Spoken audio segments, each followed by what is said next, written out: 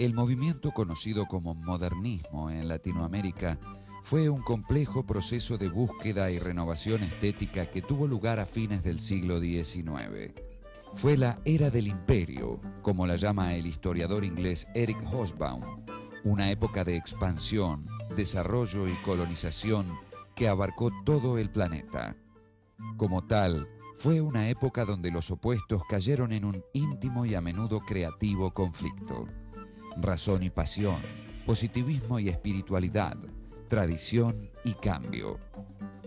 Dentro de este contexto, surgió un nuevo tipo de lector en América Latina, criado en un continente donde la educación era esporádica, el periodismo estaba en auge y donde el idioma de la conquista se instaló, de manera inquietante, por encima de las lenguas de los nativos.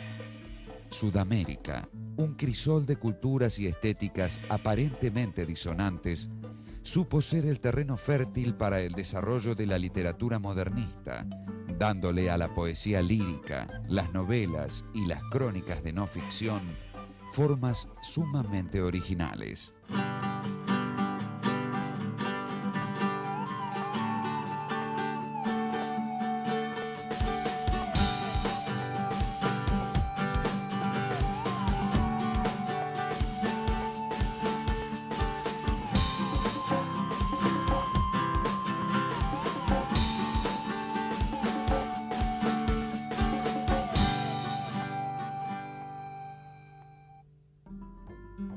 Los eruditos debaten la génesis del modernismo en Sudamérica y señalan diferentes fechas y autores como puntos de partida específicos. Algunos señalan el año 1888, cuando Rubén Darío publicó su libro de poemas seminal titulado Azul. Otros reparan en el año 1881, cuando se publicó Ismaelillo, de José Martí, o a mediados de 1870, con la aparición de un artículo que se le atribuye al escritor mexicano Manuel Gutiérrez Nájera. Si nos remontamos al pasado, los modernos en sí mismos tuvieron a Darío como el vanguardista de esos tiempos, junto con José Martí y escritores como el poeta colombiano José Asunción Silva, el poeta mexicano Gutiérrez Nájera y el poeta cubano Julián del Casal. Estos primeros modernos pusieron los cimientos sobre los cuales posteriores escritores construirían. Al principio se veía a José Martí, a Nájera y a Casal como los precursores del modernismo, y a Darío y los que venían después como los continuadores. Hoy en día, bueno, esa percepción ya no es así y bueno, se habla de... o a mí me gusta más pensar en esta idea de no modernismo, sino de modernismos, para que se pueda ver la multiplicidad de producciones estéticas de la época. El modernismo fue un movimiento estético que constaba de un ambicioso programa: servir como una forma de integrar la identidad del continente a través de lo que los autores creyeron que debía ser América Latina. El movimiento coincidió con un repentino interés en las historias y relatos que fueron primordiales en la creación de los estados nacionales independientes. Cuando Latinoamérica se esforzaba por separarse de su pasado colonial, la idea sobre el lenguaje y las polémicas relacionadas con su significado preocuparon a los escritores y alimentaron directamente a la agenda del modernismo. Es un movimiento, yo diría, fundamental para el desarrollo posterior de las letras y de la literatura latinoamericana, porque es un momento en que se define una estética auténticamente americana, con búsquedas muy particulares y que luego repercuten en Europa. En América Latina, el modernismo sintetizó tres movimientos provenientes de Europa: romanticismo, simbolismo y los poetas del parnasianismo francés. El romanticismo buscó reparar la racionalización de la naturaleza que fue el legado de la Ilustración.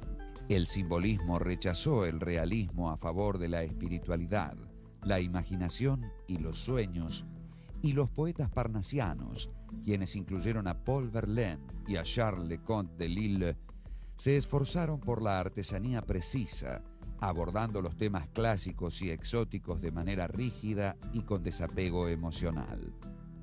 El modernismo es entonces su propia y única construcción, partes iguales de pasión e indiferencia, imaginación e historia. Como un programa estético, los modernistas reconocieron decididamente la autonomía del arte y provocaron una total ruptura con la República de las Letras. Fueron inflexibles acerca de la primacía de la creatividad. Es un movimiento de renovación estética desde el punto de vista del lenguaje, de la poesía y de la prosa española, pero también de la prosa periodística, y corresponde también a una instancia política que es la definición de una nueva respuesta de Hispanoamérica hacia la expansión imperial de los Estados Unidos como fenómeno nuevo que entra en competencia con otros imperios en lo que es llamada la era del imperio. En este contexto, la cuestión sobre la autonomía autóctona se convirtió en una barrera para las fuerzas del mercado. Gracias al nuevo público lector y al libre flujo de ideas entre el nuevo y el viejo mundo, el modernismo se volvió en el tiempo y advirtió el modernismo español. A su vez, la proliferación de los periódicos latinoamericanos y las revistas literarias hicieron que el movimiento tuviera una amplia exposición. El modernismo literario en América Latina representaba la renovación del lenguaje, cosa que es absolutamente cierta, ¿no? Pero después, con las lecturas recientes, relecturas del modernismo, empezaban a pensar el momento del modernismo literario como, sí, como punto donde hay una determinada renovación del lenguaje, sino también una modernización mental, ¿no? Es decir, la modernidad llega a América Latina con el liberalismo, el Estado democrático, el caso de la Argentina.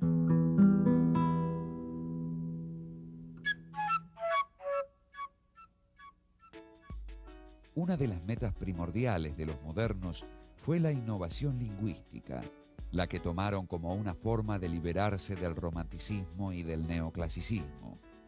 También quisieron distinguirse del realismo y del naturalismo, dos movimientos influyentes que tendrían un importante contacto con el Nuevo Mundo. Es en la poesía lírica donde este deseo por la novedad se hace más evidente y donde su espíritu de innovación crea un legado lingüístico. El idioma de la conquista, el español castellano, se transformó en la regla de juego para los poetas, abriendo el camino para gran parte de la literatura del siglo XX.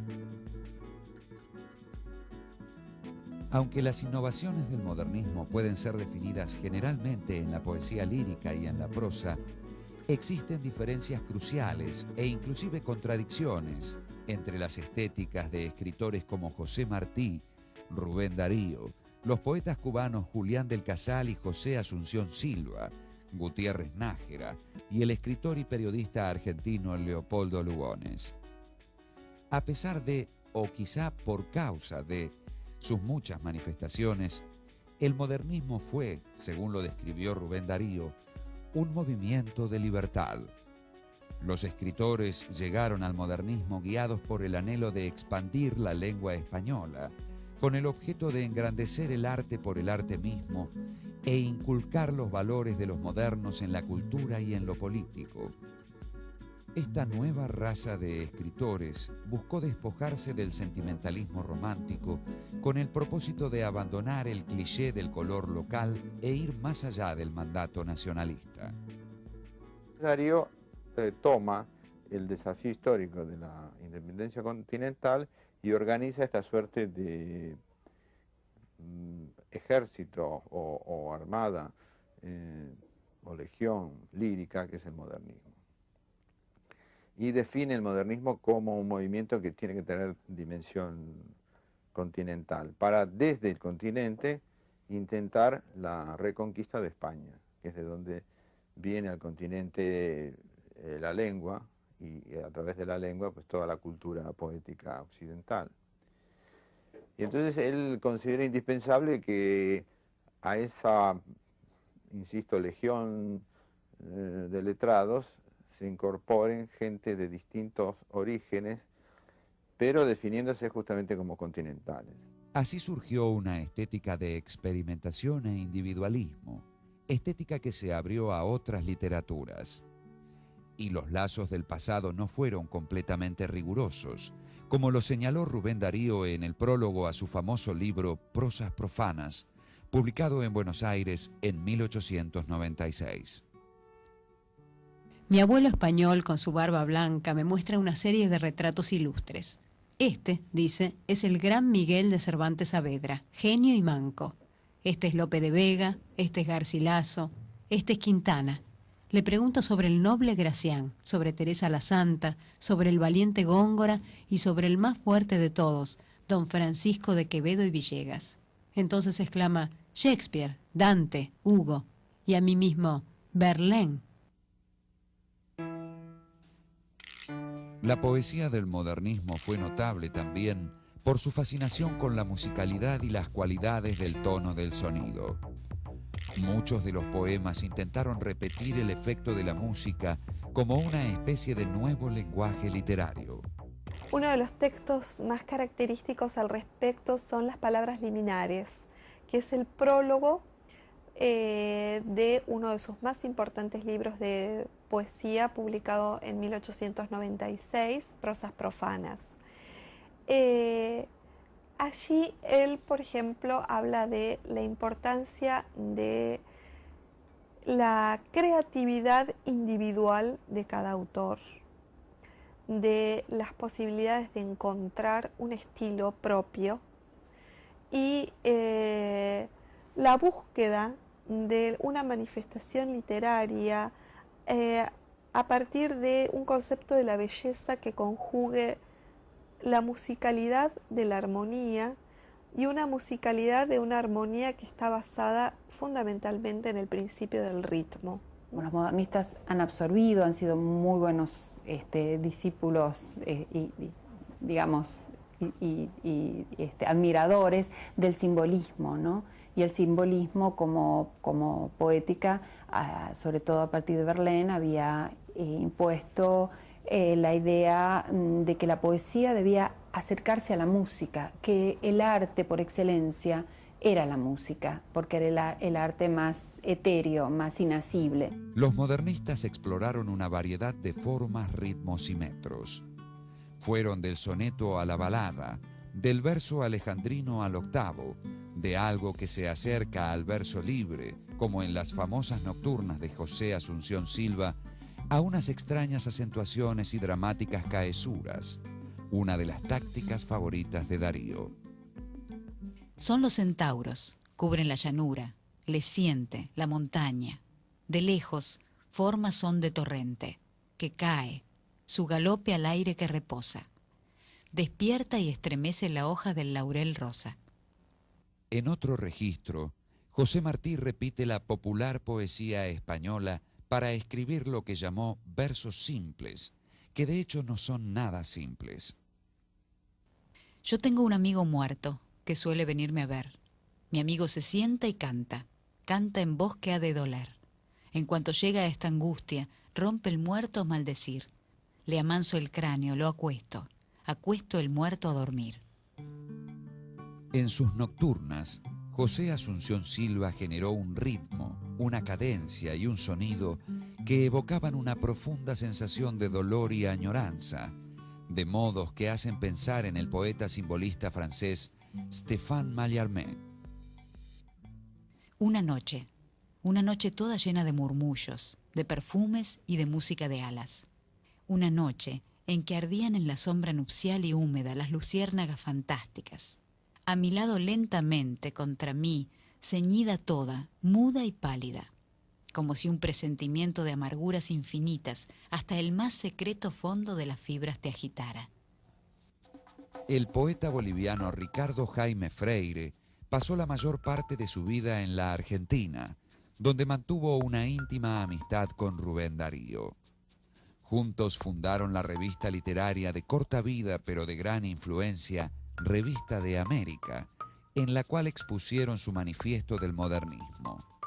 Su poema Siempre es un ejemplo excepcional sobre el poder de la estética del verso libre, iluminado y despreocupado y a la vez dotado de matices musicales. Peregrina paloma imaginaria, que enardeces los últimos amores, alma de luz, de música y de flores. Peregrina paloma imaginaria, vuela sobre la roca solitaria, peregrina paloma, ala de nieve, como divina hostia, ala tan leve como un copo de nieve. Ala divina, copo de nieve, lirio, hostia, neblina, peregrina paloma imaginaria. La musicalidad de poemas como este refleja un deseo de acercar la literatura a otras artes, como ser la pintura, la escultura y el drama. Tanto como el trabajo de Paul Verlaine fue estampado en relieve con la impresión simbolista y parnasiano, así también podemos ver esta influencia en trabajos como Sinfonía en gris mayor por Rubén Darío. El mar, como un vasto cristal azogado, refleja la lámina de un cielo de zinc. Lejanas bandadas de pájaros manchan el fondo bruñido de pálido gris. El sol, como un vidrio redondo y opado, con paso de enfermo camina al cenit. El viento marino descansa en la sombra, teniendo de almohada su negro clarín. Darío hizo uso de su metáfora sinfónica para crear un paisaje que es a la vez familiar y exótico. Los sentidos están ligados por un efecto semejante a la sinestesia. Las impresiones del gris y el blanco, la reflexión y la testarudez predominan. Lo que es natural se vuelve artificial. La obra de Darío hizo recordar a más de un crítico la obsesión de Charles Baudelaire con la pureza, la belleza y la forma. El estatus del objeto de arte, la perfección universal, y al mismo tiempo cruza por sus textos el chorro, el delincuente, ¿no? El habla en el Río de la Plata, que es absolutamente local y específico, al mismo tiempo que Darío propone alcanzar lo universal. Aparecen estos juegos constantemente en la poesía modernista, y es una cosa que seduce, que sigue atrayendo interés. Composiciones como Sinfonía en gris mayor, repleta de lugares exóticos, de literaturas y de artes, conllevan la sensibilidad cosmopolita que caracterizó a la poesía del modernismo. Novedosos y fascinantes elementos se hicieron su camino hacia el verso y hacia la lengua española. Neologismos, términos arcaicos, galicismos, inflexiones coloquiales. Como signo de la tendencia iconoclasta del modernista, el vocabulario religioso y las imágenes se incorporaron a contextos profanos y exóticos. Un buen ejemplo es el poema de Darío con alto contenido sexual, Ite missa est. El título de la obra viene de la misa en latín y fue una frase pronunciada por un diácono para despedir a los feligreses cuando terminaba la misa. Aparte de la musicalidad, lo que hacen es jugar con el erotismo, poner el erotismo en primer plano. Prosas es una parte de la misa que se dice al final de la misa.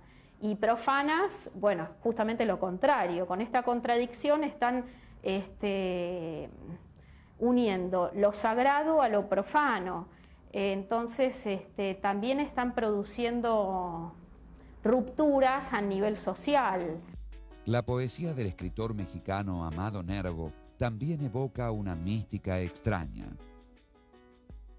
Yo vengo de un brumoso país lejano, regido por un viejo monarca triste. Mi numen solo busca lo que es arcano. Mi numen solo adora lo que no existe. Y otra vez vislumbramos un paisaje exótico en las tiernas invocaciones del poeta argentino Leopoldo Lugones. Poblóse de murciélagos el combo, cielo, a manera de chinesco biombo, tus rodillas exangües sobre el plinto manifestaban la delicia inerte, y a nuestros pies un río de jacintos corría sin rumor hacia la muerte. En su apelación a lo exótico y su crítica a la literatura como un instrumento de identidad nacional, Lugones evocó una visión personal del Oriente que algunos podrían ver como estereotipada. amable, sensual y decadente, poblada de mujeres recatadas, representadas en una vibrante paleta de intensos contrastes. Esta sensibilidad también se puede apreciar en Estatua de carne, de Julián del Casal. Blanco traje de gasa vaporosa cubría los encantos de su cuerpo, tendido entre cojines perfumados, sobre diván de rojo terciopelo. Áureo collar, ornado de rubíes, circundaba las líneas de su cuello, y sus dedos ebúrneos deshojaban ramos fragantes de heliótropos frescos. Estas arquetípicas figuras femeninas, contemplativas, inocentes, pasivas, se pueden encontrar en toda la poesía de los modernistas. En un punto del espectro se encuentra la inocencia triste de La niña de Guatemala, de José Martí. Eran delirios los ramos y las orlas de reseda, y de jazmín las enterramos en una caja de seda. Quiero a la sombra de un ala contar este cuento en flor. La niña de Guatemala, la que se murió de amor. Al otro lado del espectro se encuentra el traicionero coqueteo de la divina Eulalia del poema de Darío del mismo nombre. Era un aire suave, de pausados giros. Helada armonía ritmaba sus vuelos, e iban frases vagas y tenues suspiros entre los sollozos de los violonchelos.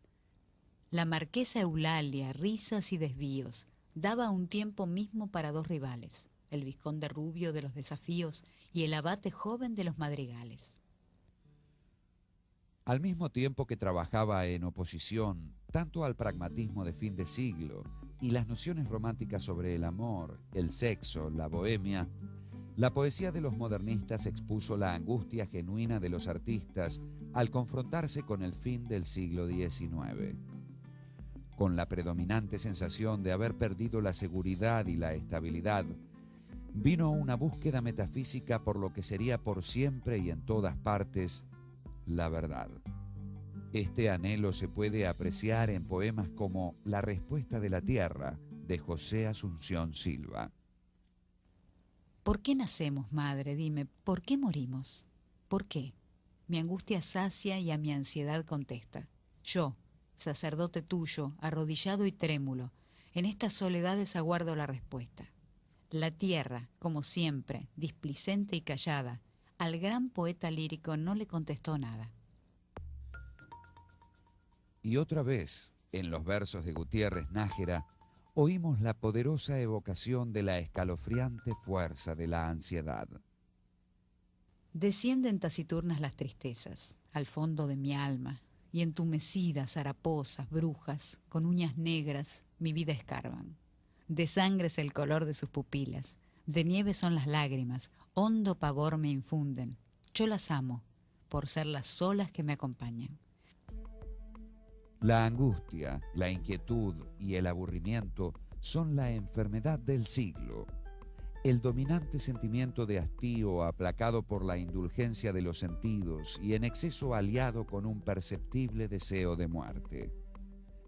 Así, algunos de los más conocidos poemas del modernismo invocaron visiones que contraponen la muerte con la juventud, la fertilidad con la creación y la desesperación con la belleza, como lo expresó Gutiérrez Nájera en su poema Para entonces. Quiero morir cuando decline el día, en alta mar y con la cara al cielo, donde parezca sueño la agonía y el alma un ave que remonta el vuelo. De similar manera, Rubén Darío concluyó sus cantos de vida y esperanza con un atractivo hacia lo fatal. Este poema es el trabajo final de un libro que se revela en caos y decadencia, un modo evocado por la fragmentación moderna de la materia, así como las experiencias de Darío en España. Darío fue enviado al Viejo Mundo como reportero del periódico La Nación de Buenos Aires. Tomó verdadera conciencia del estatus marginal de Latinoamérica en el escenario internacional, particularmente porque los Estados Unidos estaban dejando una profunda huella en el continente. Inclusive en su forma, un soneto truncado, Lo fatal, expresó un sentimiento de angustia y de crisis. No se podía encontrar paz en el Dios cristiano, y la realidad, diagramada en el crescendo desde el primer cuarteto, dirige la palabra y la atención del lector a una inexorable y siniestra tumba.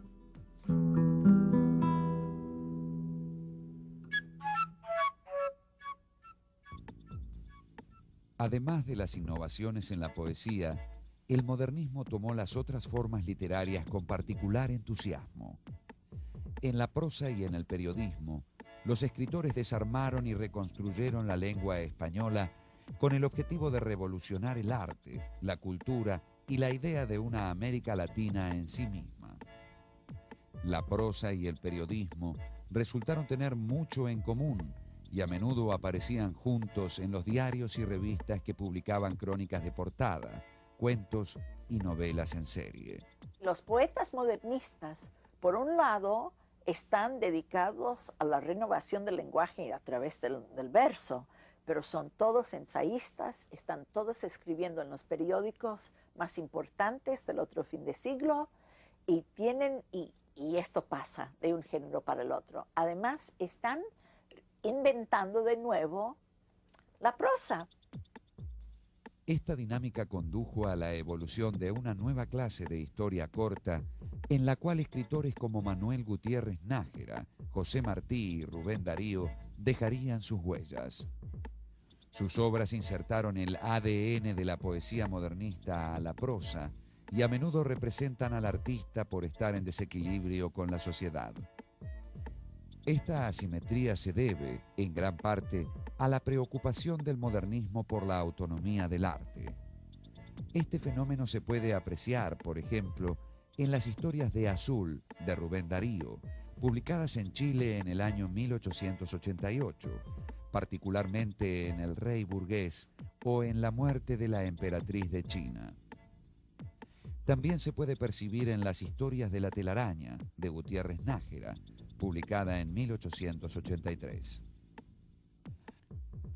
Manuel Gutiérrez Nájera fue una figura clave del México de finales de siglo, un periodista destacado y fundador de importantes revistas literarias que produjo algunos de los más intrigantes cuentos, novelando lo real y combinando libremente con el periodismo en su cuento.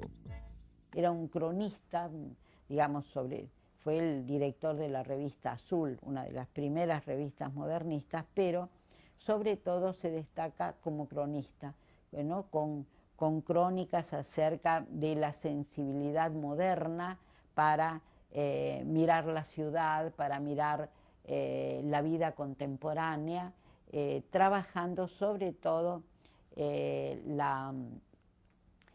los matices de la percepción, los matices de la sensación. En contraste, las historias de Rubén Darío, experimentales y placenteras, se focalizaban más específicamente en la figura del artista. Las historias de Darío se construyen sobre modelos simbolistas y se basan en las historias de Oscar Wilde. Están entretejidas en un intenso contexto erótico que se evidencia en los detalles fetichistas y en su representación de la mujer. Como lo señala el crítico uruguayo Ángel Rama, las historias de Darío son el punto de contacto con el discurso del deseo en Latinoamérica. El rey tenía un palacio soberbio donde había acumulado riquezas y objetos de arte maravillosos. Llegaba a él por entre grupos de lilas y extensos estanques, siendo saludado por los cisnes de cuellos blancos antes que por los lacayos estirados. Buen gusto. Subía por una escalera llena de columnas de alabastro y de esmaragdina, que tenía a los lados leones de mármol como los de los tronos salomónicos. Refinamiento. A más de los cisnes, tenía una vasta pajarera, como amante de la armonía, del arrullo, del trino, y cerca de ella iba a ensanchar su espíritu leyendo novelas de Onet, o bellos libros sobre cuestiones gramaticales o críticas hermosillescas. Eso sí, defensor acérrimo de la corrección académica en letras y del modo lamido en artes, alma sublime amante de la lija y de la ortografía.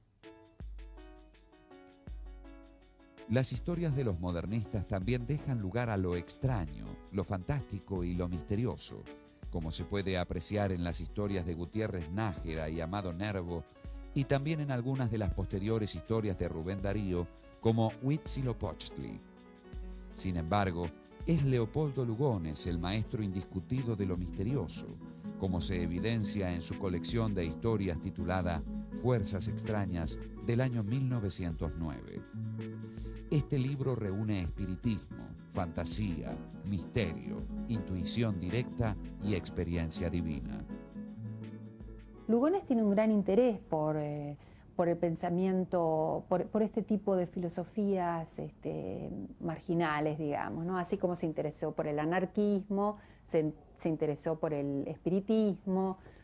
Bueno, y en las Fuerzas Extrañas eso está presente, ¿no? Esta construcción de cuentos a partir de fenómenos anormales o paranormales. Pensá que es una época también donde, por ejemplo, empiezan a aparecer fenómenos de la física o empiezan a ser investigados como los rayos X. Entonces esto, para la imaginación de un escritor, es increíble porque les da material para la escritura de sus cuentos. El lenguaje empleado por Lugones combina ciencia, mito y lo oculto en historias como Isur, la estatua de sal o la lluvia de fuego. En el comedor esperaba por un grandioso desayuno. Mi afortunado celibato apreciaba dos cosas por sobre todo: leer y comer. A excepción de mi biblioteca, mi comedor era mi orgullo.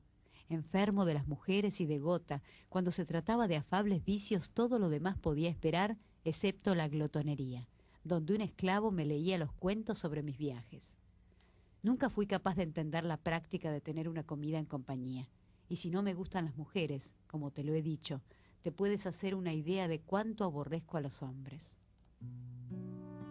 Una fascinación por lo oculto se evidencia también en el trabajo del escritor peruano Clemente Palma, el hijo de Ricardo Palma, un intelectual renombrado.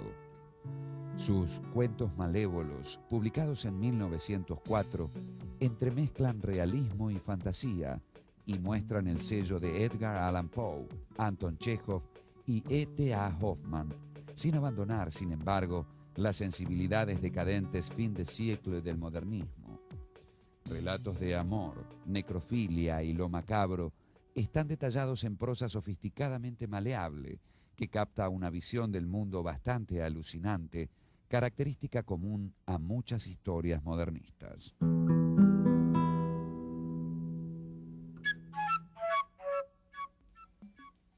El modernismo dio nacimiento a un género único de prosa corta que puede ser tanto ficción o estar basado en hechos de la historia, que se encuentra en el contexto del día a día, llamada crónica.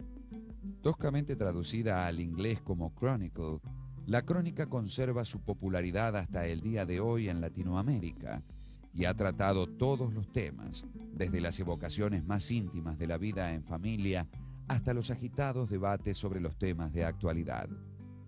Su forma surge por la aparición de un nuevo público lector y por la evolución de un tipo de novela periodística que explotó a este nuevo tipo de lector.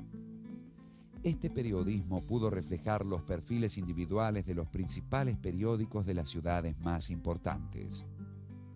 Estos artículos, a su vez, fueron como una especie de mediadores estéticos entre el modernismo y el continente, ofreciendo un lugar en donde las nuevas ideas y técnicas se podían someter a investigación dentro de un contexto efímero. La crónica modernista se caracteriza entonces por su fuerte literaturización, es decir, el peso está puesto en el estilo.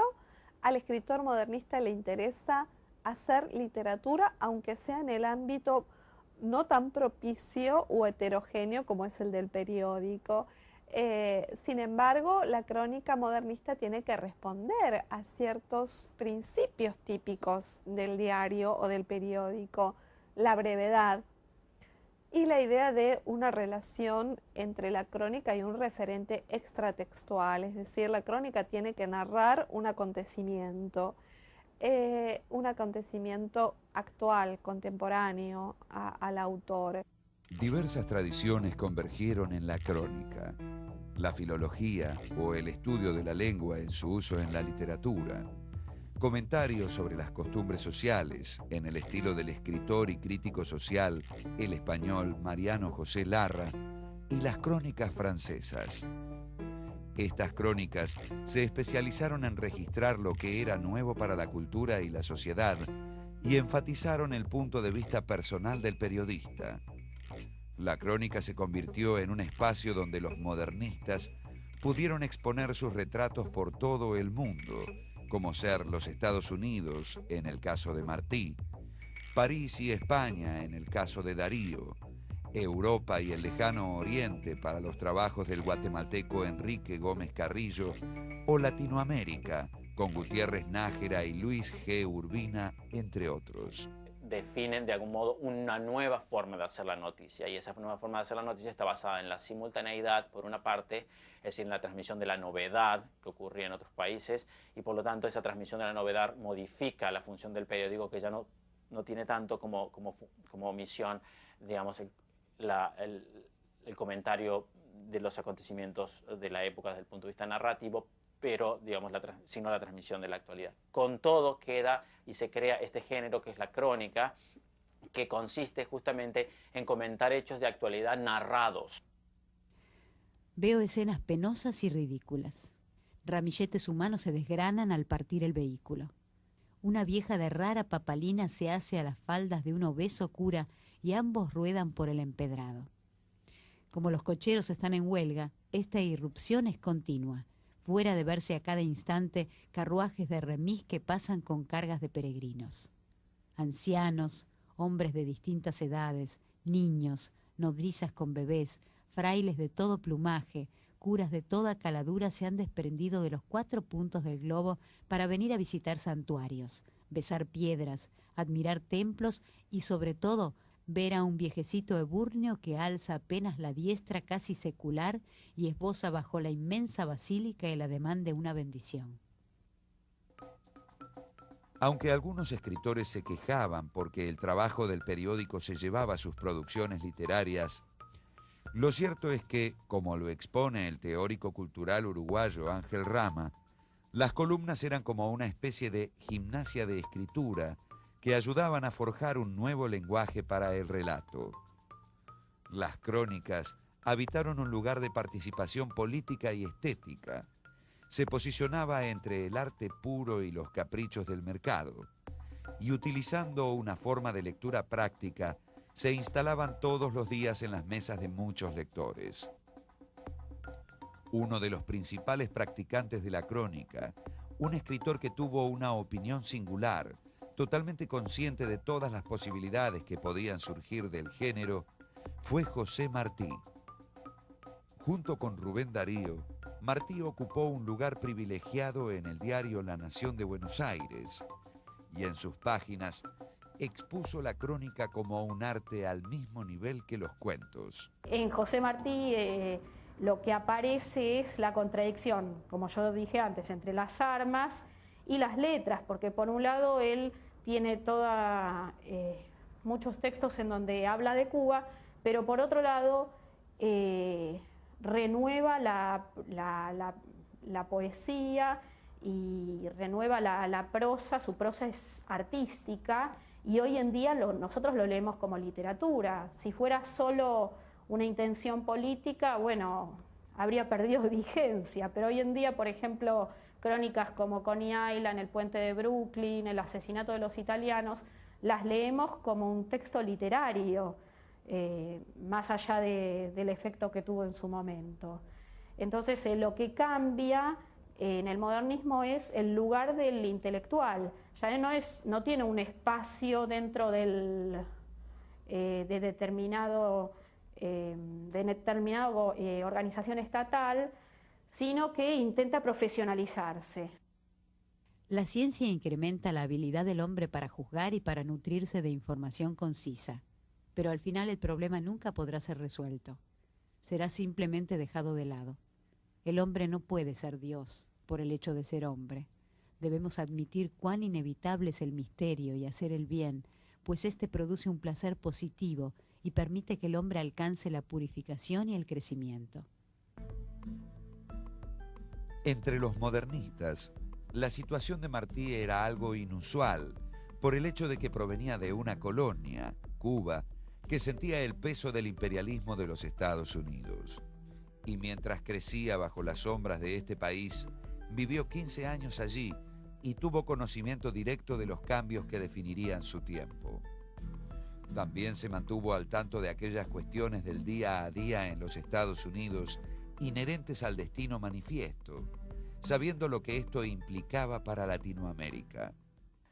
En Nueva York, él escribe no solamente las crónicas norteamericanas que se publican en La Nación de Buenos Aires, sino también inicia el movimiento del periodismo en español en los Estados Unidos, dándole fuerza y publicando un periódico muy importante que se llama Patria, que es el periódico de los exiliados puertorriqueños y cubanos que viven en la ciudad de Nueva York y que se escribe en español también. Es decir, que sin la condición de Martí en el exilio neoyorquino no se puede entender prácticamente su posición en la situación de su época. Se volvió la misión de Martí el alertar a sus compatriotas sobre los crecientes peligros a través de las crónicas, los discursos y los ensayos, entre los que se destacan La Madre de América, Nuestra América y el prólogo al poema de Niágara. Cree el aldeano vanidoso que el mundo entero es su aldea, y con tal que él quede de alcalde, o le mortifique al rival que le quitó la novia, o le crezcan en la alcancía los ahorros, ya da por bueno el orden universal, sin saber de los gigantes que llevan 7 leguas en las botas y le pueden poner la bota encima, ni de la pelea de los cometas en el cielo, que van por el aire dormidos engullendo mundos. Martí fue asesinado por las tropas españolas en la Batalla de Dos Ríos en mayo de 1895. En su legado, Martí encargó al ejecutor de su testamento la publicación de sus crónicas, las que propuso llamar Escenas Norteamericanas. Prácticamente fue una escuela para muchos latinoamericanos el modo como él encaró el trabajo de periodista, o sea, incorporando en la crónica narraciones, descripciones muy vívidas, situaciones dramáticas, una prosa muy rica, muy adjetivada. Entonces, por eso también trascendió, ¿no? No solo por la lucidez con que contemplaba la ciudad moderna, sino también por el estilo que pulió para estas crónicas.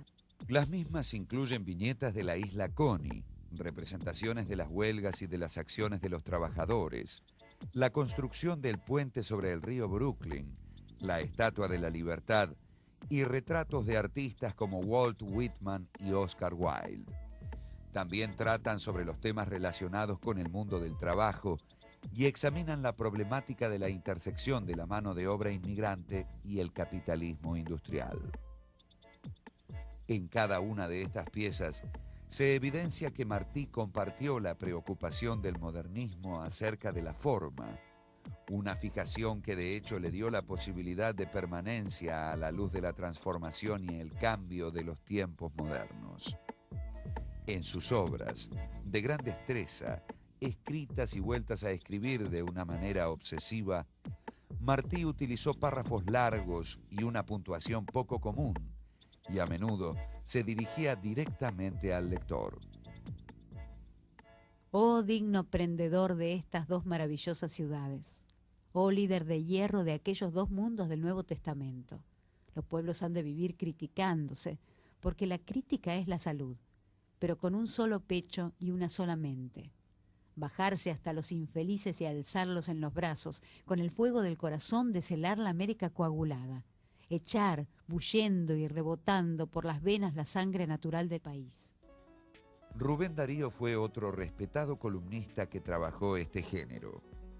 Inició su carrera en La Nación, contribuyendo con una columna regular denominada Los Raros. Se compilaron en la forma de un libro y tuvieron un gran impacto en la cultura latinoamericana, debido a sus vívidos caracteres y su innovador uso del lenguaje. Estos raros incluyeron figuras como Paul Verlaine, Edgar Allan Poe, el conde de Lautréamont, Le Conte de Lille y Henrik Ibsen. Solo un latinoamericano fue incluido entre estos, José Martí, y solo una mujer, Rachilde, la autora francesa perteneciente al movimiento decadente. Martí escribió en La Nación entre 1882 y 1891, y Darío empieza a escribir en La Nación en 1893, y se encuentran en Nueva York, y Darío le dice a Martí, dice que Martí le dijo hijo. Entonces es un legado, él lo toma como, se entronca en un linaje, solo que bueno, tienen perspectivas distintas. Cuando Darío escribe Los Raros, al único latinoamericano que incluye es a Martí, y dice de algún modo, ¿por qué te fuiste a pelear? Perdimos un gran poeta. Ahí se ven las perspectivas diferentes. Para él él prefería que siguiera el poeta y bueno, y que Cuba se arreglara de otro modo. En cada uno de sus retratos, Darío esbozó al artista contra el telón de fondo del paisaje literario que reflejaba su propia visión distintiva del mundo. Abundante en citas en francés e inglés, subyugaba con resplandecientes ciudades como París y Nueva York. Las columnas de Darío eran populares con una selección de personajes que trascendían los límites de lo extraño, lo maldito, lo nuevo y lo sensacionalista. Al mismo tiempo, Darío estableció una novedosa forma de crítica proveniente del impresionismo, que acentuaba la subjetividad de la crítica. Estos retratos repercutieron en las más profundas preocupaciones de Darío: la autonomía del arte, la sensualidad, la desesperación, el deseo, la irrefrenable velocidad de la ciudad moderna y la necesidad por toda una nueva tradición literaria. Y al fin vas a descansar, y al fin has dejado de arrastrar tu pierna lamentable y anquilótica, y tu existencia extraña, llena de dolor y de ensueños, oh pobre viejo divino, ya no padeces el mal de la vida, complicado en ti con la maligna influencia de Saturno.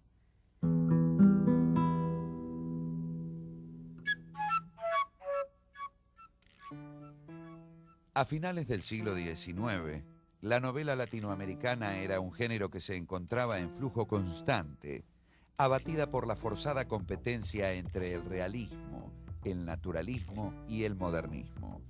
Esta dinámica llevó a un creciente escepticismo acerca de las posibilidades de la novela per se. El resultado fue una rápida evolución en la literatura no novelística que se expandió por toda Latinoamérica. Una detenida lectura sobre la obra de José Asunción Silva, De sobremesa, sobre Ídolos rotos, de Manuel Díaz Rodríguez, y Amistad funesta, de José Martí, revelan algunas de las características comunes que definen la novela modernista latinoamericana. En estas obras se percibe una tensión palpable entre el escritor y su medio. El trabajo del artista en sí mismo está sujeto a análisis, a menudo en forma de conversaciones que se presentan como charlas casuales entre amigos, espíritus afines, que disfrutan de la discusión sobre el arte. Todos estos escritores comparten una sensibilidad común que es, en definitiva, una hipersensibilidad. Cada uno de los sentidos está muy bien sintonizado y compite por la atención en el texto con las visiones y pasiones más profundas del artista. Entonces el tópico de la sensibilidad del artista y el tópico del lugar del artista en la sociedad estuvo muy condicionada por los emergentes medios de comunicación, que no solamente permitieron a ellos escribir gran parte de lo que ellos escribieron, sino también definir un nuevo modo de cultura. Es decir, por ejemplo, el acceso del diario o de las revistas populares digamos, a nivel masivo. Eso para muchos de ellos representó como una especie de degradación de los altos valores de la cultura que estaban en otros espacios y no necesariamente en las revistas populares o en la cultura masiva. Si la novela no fue el género más popular entre los modernistas, sin duda fue el más interesante. Amistad funesta, de José Martí, publicado en 1885, es considerada generalmente como la primera novela del modernismo, pero es De sobremesa, de José Asunción Silva, la obra que ha superado la prueba del tiempo.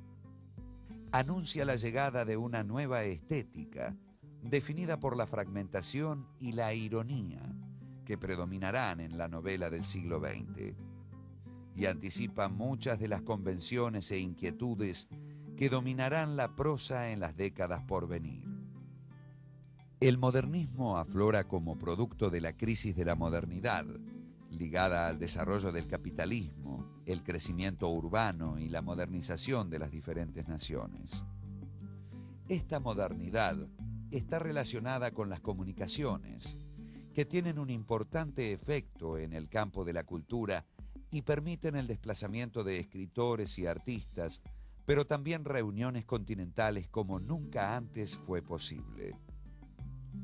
Como movimiento estético, pero también como una nueva forma de considerar el rol del artista en el contexto de la anticuada modernidad latinoamericana, el modernismo constituye un momento único de renovación, cambio y asignación de lenguaje en la siempre constante búsqueda por definir al americano en su cultura.